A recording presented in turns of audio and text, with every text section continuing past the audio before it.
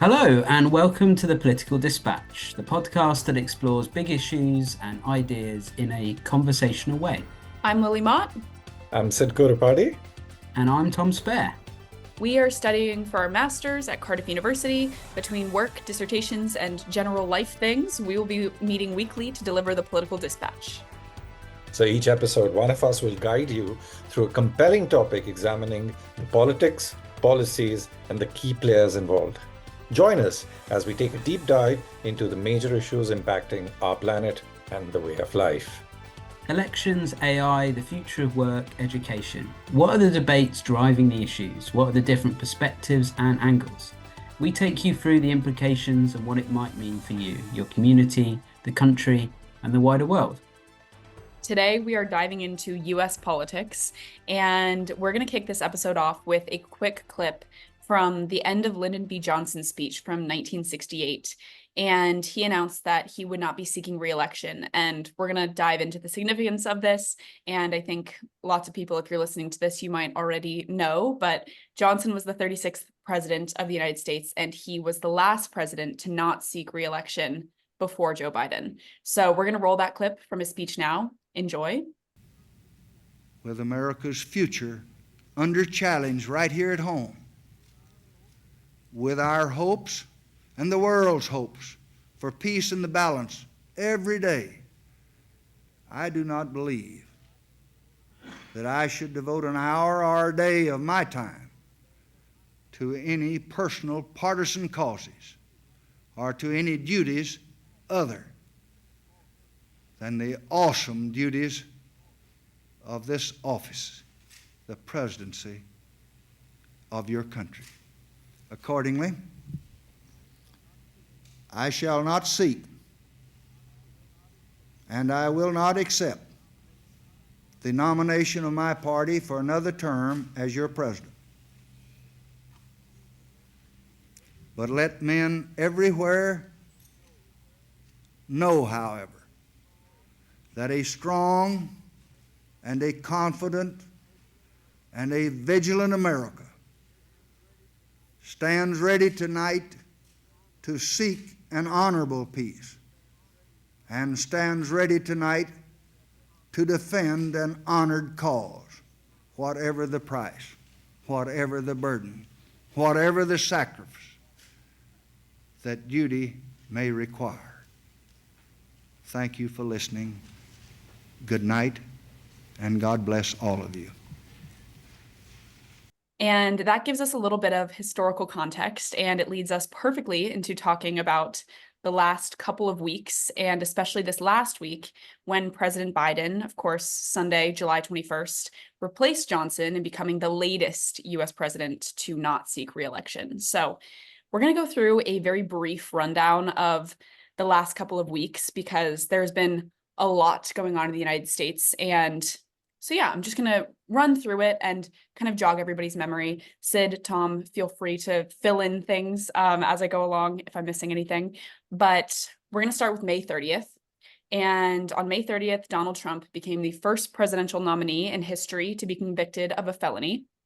Then, June 27th, Joe Biden's debate performance against Donald Trump made the entire Democratic Party, as well as most of the US and a lot of people around the world, incredibly concerned about his fitness to serve another term. And then, fast forwarding a few weeks, on July 13th, Donald Trump survived an assassination attempt. And Sid's going to tell us a little bit more about the reactions to that later in the episode. And then July 15th, Donald Trump selected J.D. Vance as his running mate, and we're also going to be talking about J.D. Vance and his background a little bit more. And then July 19th, back to back to back, Donald Trump formally accepted the Republican Party's presidential nomination. And then July 21st, Joe Biden makes the announcement that he will not be seeking re-election and passes the torch to his vice president, Kamala Harris. And a little known fact that I wanted to add in is that it was actually National Ice Cream Day. And everyone knows that ice cream is Joe Biden's favorite food. So my dad told me that, and he was like, throw that into the podcast. People need to know. Then also, following Biden's announcement, Kamala Harris responded on X saying, "I am honored to have the president's endorsement, and my intention is to earn and win this nomination," which got the Democratic Party so fired up. And by July 22nd, just 24 hours after Biden had made his announcement, Kamala Harris's team announced that they had raised more than $81 million in a day, which smashed all of the prior political fundraising records. So that's where we are now. There's been so many exciting conversations going on, and I just kind of want to ask you guys what you're thinking, and then we'll kind of dive into some of these more specific topics, talk about some of the players, talk about some of the rhetoric around these different events. But where are your guys' heads at? What are you thinking? I just couldn't. I know it's all like incredibly dramatic stuff, but I was just a bit. It's a bit a bit giddy, really. If you sort of list through all those things, and if someone wrote that into a TV series or something, you'd go, man, that's not going to happen. Like, this is like each episode's going to end with a cliffhanger. The president nearly gets assassinated. All of these things, and I'm not trying to sort of make light of it really, but it is just absolutely bonkers. And our last couple of episodes, we talked about the general election, and we thought, oh, this is all quite novel, politics is sort of a bit more interesting now. And then you get the French elections, you go, oh, this is a lot more interesting. This is sort of fascinating, how everything is going along. And then these last few months in American politics is something else. Yeah, I mean, I completely agree with what Tom says. Not to trivialize all the serious incidents that have taken place over the last few weeks, least of all the assassination attempt, but kind of seems like an entire season of House of Cards has already passed over the last few weeks. What's been fascinating for me to watch, considering I don't really have any skin in the game, but from an academic standpoint, it's been very, very interesting to see how both the parties have been reacting, how they've changed their tack, their campaign with each major, incident that has taken place.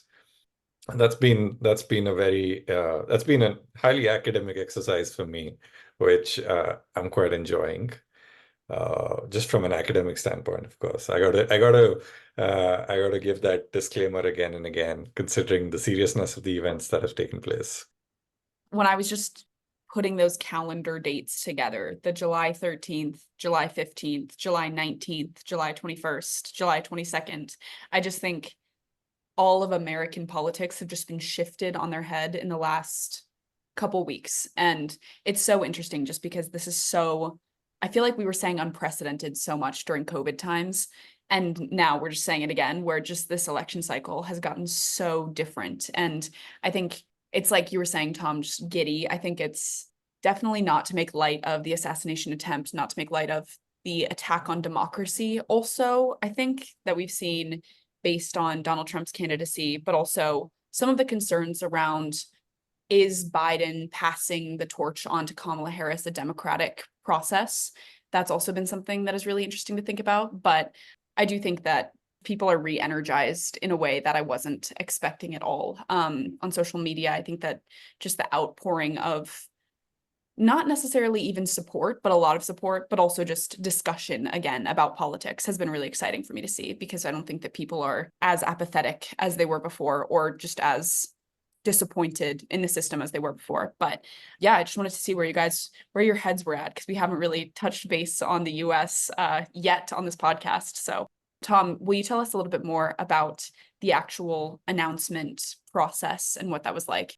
Yeah, so talk about timings, when things were really getting tough on Biden, he tests positive for COVID. And so he's then sort of has to isolate in his home in Delaware. It's like a beach house or something, I think he was in. And he was being, updated along while he was there. But when it came to the Saturday, so that would be the 20th, some of his closest advisors met together to give the president some quite damning polling numbers. And Lily, before we start recording, you were talking about the Pod Save America episode, and they were saying that the president hadn't been given proper polling in the key swing states for a couple of months. So when he was saying, there was reporting that this was true, we don't know how true this is, but when the president was saying, show me the numbers, I haven't seen numbers, of what you're suggesting. That's quite a telling sign in itself that, were a lot of his advisors keeping information from him, or was it the fact that they didn't want to see the numbers themselves, so they weren't doing the polling of that nature? I think it's 7 swing states, can be very expensive as well. So on Saturday, the 20th of July, whilst recovering from COVID, it's believed his closest advisors were with the president. He was given an economics update by his chief of staff, Jeff Zients, who was briefed on the investigation into how the Secret Service had sort of shown a lapse of security measures that allowed a gunman to fire on Donald Trump. And also, we have to add in there that the head of the Secret Service resigned. I think it was yesterday or the day before, because of that. At the end of the evening, the president brought together his deputy chief of staff, his former chief of staff, whilst he was vice president, Steve Ricchetti, a close aide, Mike Donnellan, his wife, Jill Biden, and his senior advisor, Anthony Bernal. And this was all reporting from, I think it's Time magazine. On that day, it's also believed that the Democratic majority leader in the Senate, Chuck Schumer, had visited the president, telling him that he'd have to step aside for the good of the country, for their party and the president's legacy. And their interaction apparently ended with a hug, because these guys had sort of known each other for decades. They've been friends for a very long time. And I guess this is the side of politics that we don't see, is the personal, the interactions between a lot of these folks who have been working together for many decades. Biden's had his whole life in politics since he was 29. And then, he decides to make that evening on Saturday, he's going to resign. He only tells his director of the campaign and a few others, and most of the campaign staff are informed 1 minute before the announcement is released on Twitter that the president's resigning. So imagine that you've spent months and months campaigning in all these swing states, and then you get the news that your boss is just about to resign a minute before. Your whole life is sort of thrown upside down. And before President Biden, there's been 6 presidents who have ended their campaigns early. The most recent, as Lily referenced, was Lyndon B. Johnson, who resigned, announced that he was not standing again on the 31st of March, 1968. Johnson had started the year with an approval rating of 61%, which is something Joe Biden would have loved, or any president would have loved, a different time, I suppose. But his public support plummeted after the horrors of the Vietnam War. And if you trek back to all of the presidents that have resigned, it's usually because of pretty scandalous circumstances. For example, the president before Lincoln didn't stand again because the country was falling into close to civil war. So that's sort of a rundown of what happened. And then I wanted to make that point too, not to reference Pod Save America again, but obviously the first president to relinquish power in that way was George Washington. And I just think that we as Americans think so highly of George Washington. We think of Washington as being one of the greatest presidents, not only because he was the first, but also he just set a precedent for so many of our leaders to come. But that idea that he did relinquish power and he would have had the opportunity to continue on. There was no one that was really asking him to stand down, and he decided to pass it along because he thought that that was what was best for the country, which I think it's interesting just to make those parallels, because I think Joe Biden did the same thing in so many ways. And a lot of people are lauding him as being a great president just because of this decision and how this could be kind of the hallmark of his actual presidency and just how important this could be for the future of the country, which I think is really interesting. I've seen a bunch of posts from young people saying that he's the greatest president of their lifetime. Those who have even lived during Obama's presidency, or, of course, Trump was in between, but just saying because of this decision, this could be pivotal for the way that American history goes. So something interesting to think about.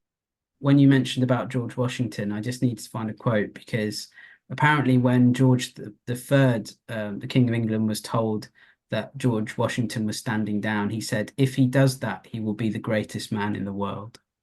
Yeah, that's a great quote, Tom. And it seems fairly obvious that he was, to me at least, it felt that it was fairly obvious that he was going to step down from the campaign or choose not to, or choose to discontinue his campaign because everything was kind of aligned against him. I think his own age was aligned against him. His ability to function was aligned against him.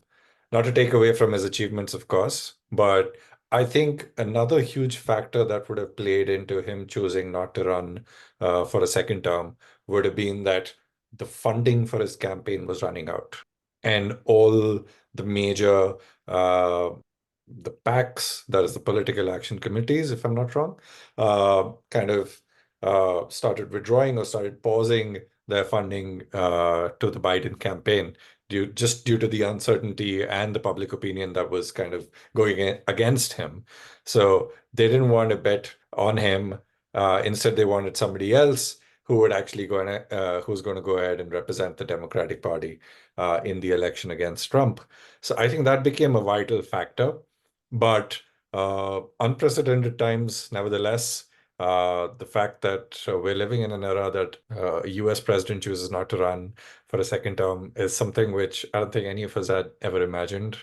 Yeah, well said. As far as the PACs and everything as well, I think it's so interesting to think about the American election system, just the way that it is its own economy, just the amount of money that goes into the US campaigning and just the entire election system. Last cycle, it was $4 billion, which I'm assuming that this year it will exceed that. And I mean, we just have to wait until November to see those numbers. But I just think whenever we consider how serious this is for it's not only serious as far as the power, it's also the money, it's, you know, the future of the country as far as legislation. There's just so much tied up into this. And I think that's a great segue into talking about some of the players. Sidd, I would love for you to talk a little bit about the assassination attempt and some of the language around that. I would love to dive into JD Vance first, because I think that this is a great example of someone who is bringing a lot of money from PACs and from outside donors, and his background is very interesting. So I'm going to give you guys a little overview. He wears many hats. He is a best-selling author. JD Vance is a former US Marine. He is a Yale Law School graduate, a US Senator. He's a former Never Trumper, and now, of course, he's Trump's running mate in the 2024 presidential race. And just to give a little bit of background about his political stance, he is strongly conservative when it comes to social issues, which is not a very popular position for many conservatives at this point. He opposes abortion, he opposes same-sex marriage, gun control legislation. He also proposed banning transgender healthcare for minors, and he also opposed American military aid to Ukraine, which, as a US Marine, very interesting. So he has some very, I would say, hot takes for a lot of people, especially young people who have lived at a time where all of these things have kind of, some things like abortion, same-sex marriage in particular, has been something that we have lived with for most of our lives. And so to think that he would oppose that, or there would be some challenge to that, is really interesting. Abortion, of course, is a super contentious issue, and gun control legislation as well.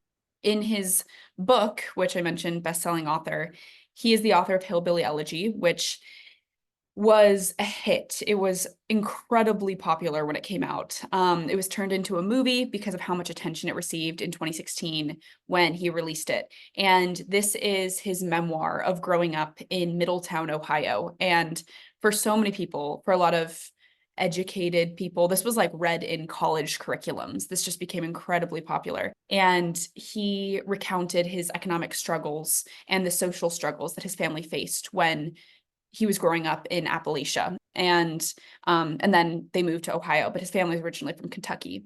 And the book became this representation of Appalachian culture, especially for people who had never experienced that before.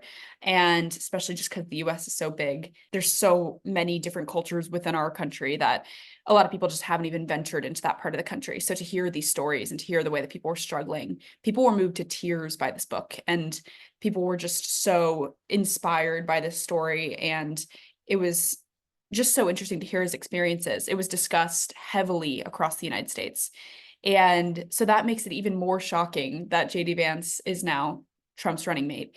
And it is interesting because I think that a lot of people consider him to be a lot more of a threat because of the policy positions that he's taken than maybe Donald Trump, who is very careful to not assert a lot of his policy positions because he is commanding a cult of personality rather than really sharing his positions with his base. What have you guys heard? What are your thoughts on JD Vance? Just wanted to open that up a little bit, and then we can talk about some of the reactions in the media. Well, yeah, I was listening to an interview between JD Vance. I think it was from when Trump was still president, actually, and he was being interviewed by David Axelrod, who was one of Obama's key advisors, and Axelrod was an advisor to the Clintons as well, and he, central in politics in Chicago. And so he's interviewing JD Vance and asking him loads of questions and, saying, I was really moved by the book. And then he was talking a bit about his family, and his grandmother and grandfather moved from Kentucky over to Ohio, where at that point, Ohio, I think we're talking now sort of 1950s, was sort of booming in terms of industry wise. And his grandmother fell pregnant when she was 13 and his grandfather was 16. And the baby didn't survive. And then she had quite a few kids after that. And there's some wild stories in his book where, like, for example, one time his grandfather came back drunk, and his grandmother said to JD Vance, his grandfather, if you do that again, I'll kill you. If you come back drunk, I'll kill you. The next time he comes back drunk, she pours some gasoline over him when he falls asleep on a sofa, and lights a match and throws the match down on him, and he bursts into flames, chest bursts into flames. And the granddaughter manages to put the fire out, and he survives with sort of minor burns. And that's the sort of world that JD Vance is from. He's also used to a whole cycle of men coming through his life, because his mum, I think she was 22 when she had him, 18 when she had his older sister. And there were lots of quite unreliable guys in his life, basically. The men on his grandmother's side seemed to be the people that he looked up to most, and there were a handful of people that sort of really saw something in him and backed him all the way. But apart from that, it sounded pretty chaotic. I also think it's interesting as far as what the media has said about him just lately, because I think the biggest takeaway for people is that the selection of JD Vance was cocky and very risky for the Trump campaign team. He's 39 years old. He's still very young. He's a junior senator. So he's actually the least experienced major party running mate in nearly 9 decades. So that's really interesting, because you have Donald Trump, who formerly had no political experience, with this junior senator who has very little political experience as well. He, of course, has a track record of extremism.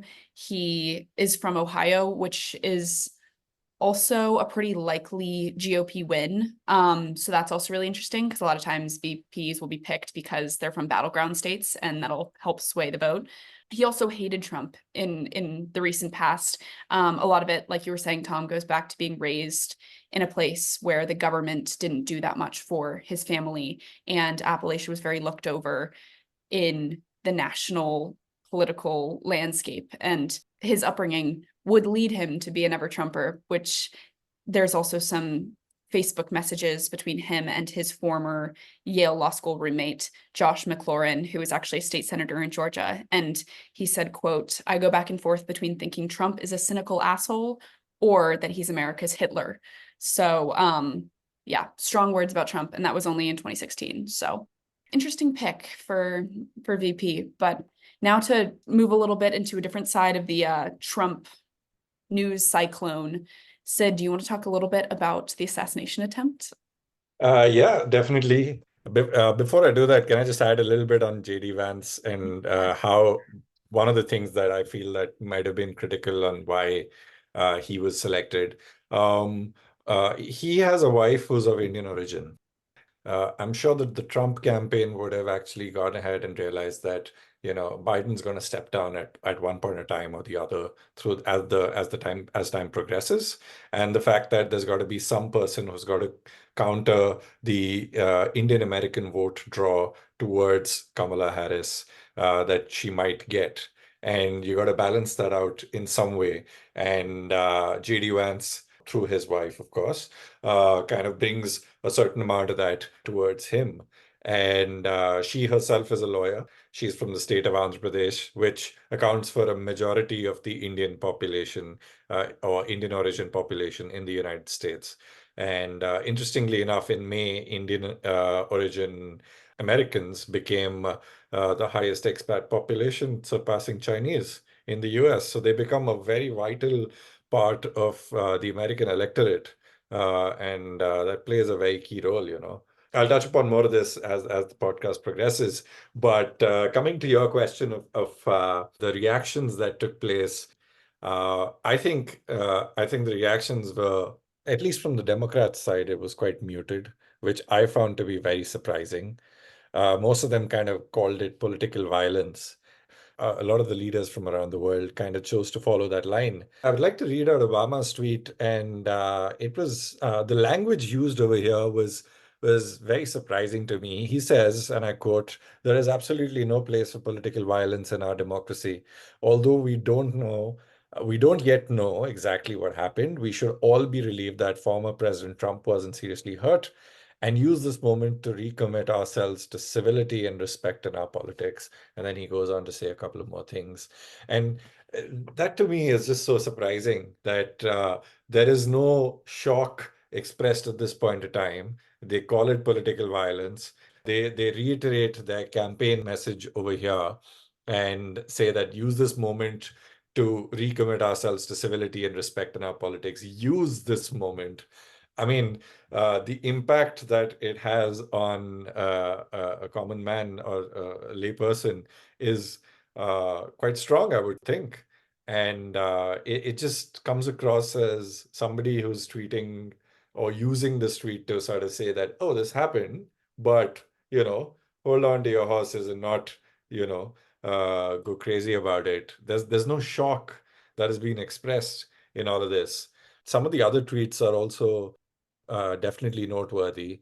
From the business side of things, you had Elon Musk, of course, who went on to go ahead and endorse Trump immediately after the assassination attempt. He also went on to tweet, "Extreme incompetence, or was it deliberate? Either way, the SS leadership must resign." Tim Cook said, "I pray for Trump's rapid recovery. My thoughts are with him, the other victims, and the Trump family. I strongly condemn this violence." Again, violence. They're not using the word assassination attempt, which is just, I thought it was shocking. And Jeff Bezos said, "Our former president showed tremendous grace and courage under literal fire tonight. So thankful for his safety and so sad for the victims and their families."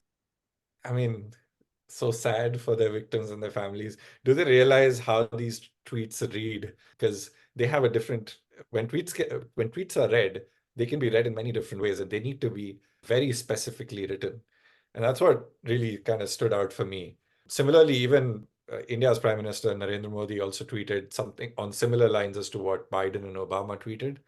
Of course, he called him "my friend Trump" because he wants to showcase his closeness to Trump. So he's now one to not use the moment to go ahead and utilize his political friendship that he has with Trump.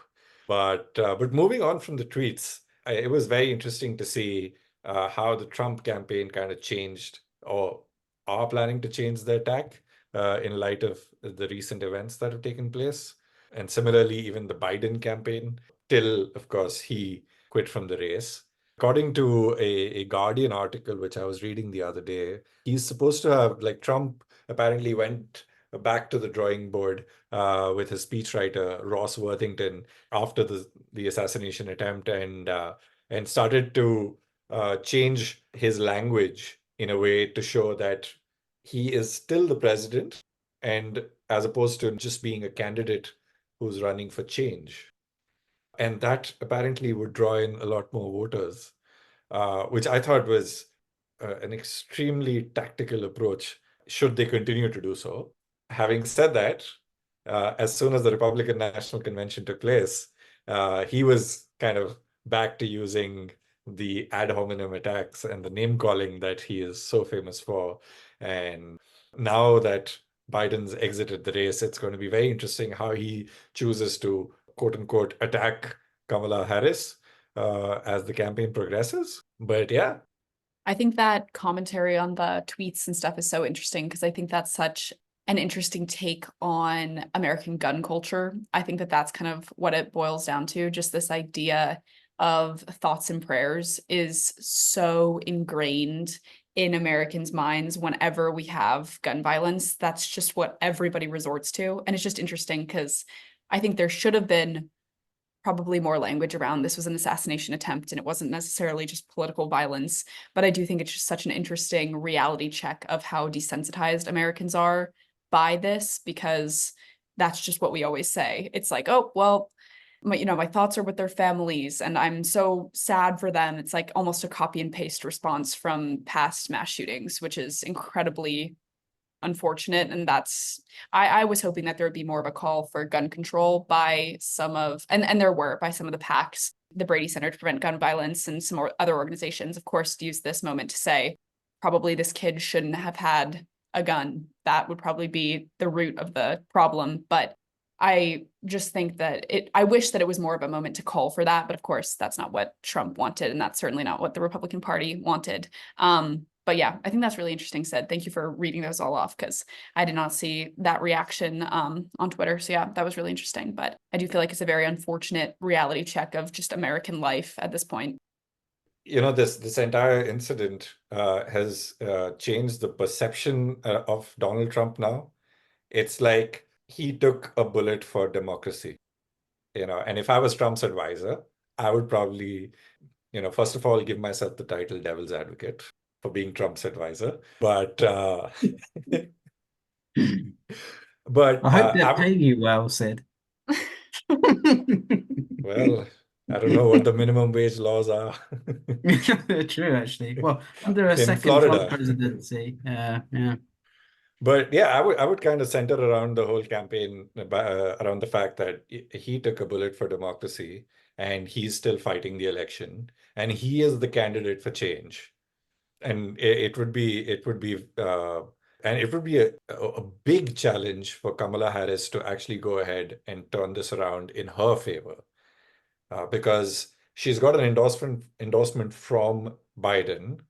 She is currently praising Biden, and yet she has to represent change.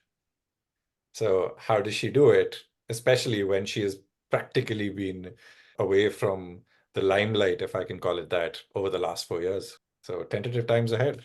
Yeah. What is quite interesting about this whole situation is that you could feel the frustration in the Democratic Party with Joe Biden not stepping down, right? And then as soon as he steps down, he is the next George Washington. And the praise is being sort of thrown upon him and, isn't he great? And we, want to define the legacy. So I guess that's how they've done it, right? Is that Kamala Harris is sort of just doing this thing of saying, isn't Joe Biden great? He shows the grace to step aside and not go on forever, unlike the other guy. And that's sort of how they do it. Yeah, in terms of the response is wild. But I guess they also, a lot of those folks, particularly like Obama and people like that, who are, as much as they're politicians and they've had, legal careers and all that sort of thing.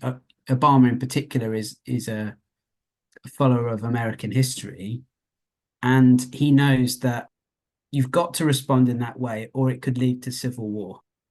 And if you've got paramilitary groups that are in key swing states like Georgia and Pennsylvania, and you start stoking up language, then you've got civil war on your hands. that's the problem as well, and the fact that, the biggest killer, more people die from domestic gun violence in America than they do road accidents. And interestingly, the interview of JD Vance, more people die from opioid addiction than gun violence. So you've got these two things of gun violence, opioid addiction, very unwell society, combining that all together. You've got quite a toxic, explosive situation on your hands. So I guess that's part of it too, is that they're all playing into this wider narrative that we have to use this language, otherwise we lose control of everything. That's my take on it anyway. Yeah, that's very true. I think you're definitely right, especially with the short and sweet political comments on social media, just the way that works. Like you were saying, Sid, it is very crafted and it's very calculated, but also people read so much into every tweet that is sent from Obama, for example, or from Biden or any of these figures, that you're so right, Tom. I think every single word matters so much, and they're very cognizant of that. I think that's very true. What are your thoughts now on where we stand at this moment? I'm sure that we'll do another American political dispatch very, very soon. I hope that we don't have as much chaos as we've had in the last couple of weeks, but we'll definitely do some updates. But I think my biggest question now is, who is Kamala Harris going to choose as her running mate? Because I think that's an announcement that will be coming pretty soon. I think they've already thought about it. I would not be surprised if somebody has already been tapped and they already know, but we just don't know. There have been a lot of thoughts about Pete Buttigieg because of his recent rhetoric tearing Republicans apart on TV and pretty much whenever he gets the chance. But there are a bunch of other people who also have already endorsed Kamala Harris, and they were potential candidates. Yeah, do you guys have any thoughts on that? I think that's kind of a good question for us all to continue to ponder, but I would love Pete Buttigieg. That would be, I think he's brilliant, but also he might go Department of Defense or something like that instead. We'll see, Yeah. but I think that he's great. Yeah, I mean that I'd love that too. But it's a very West Wing ending, isn't it? It It's is true. something that Aaron Sorkin would write. Oddly though, Aaron Sorkin, the writer of West Wing, has been involved because he wrote that article in the New York Times about what about Mitt Romney? And everyone's going, what the hell? What are you going on about? Mitt Romney? Like, where the hell did that come from? He's clearly sort of still in the West Wing territory. It looks now like Mark Kelly is going to be a big potential. He's the The astronaut. senator.